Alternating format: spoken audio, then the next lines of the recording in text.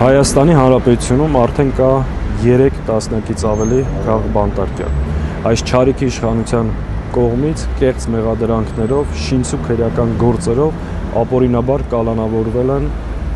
սրբազան հայրեր, հոգևորականներ, ազգային բարերար,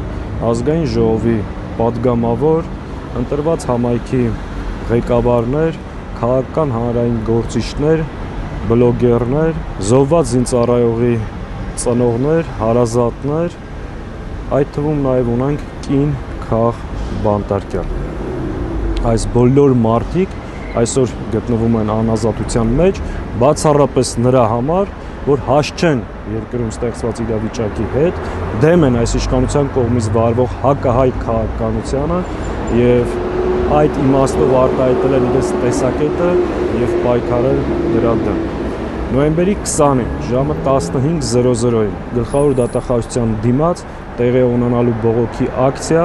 ի պաշտպանություն բոլոր քաղաք բանտարկյալներին, ի պաշտպանություն Հայաստանում խոսքի ազատությանը, ժողովրդավարությանը եւ ընդդեմ բռնապետության։ Բողոքի ակցիայից հետո երթով շարժվելու ենք դեպի Շենգավիթի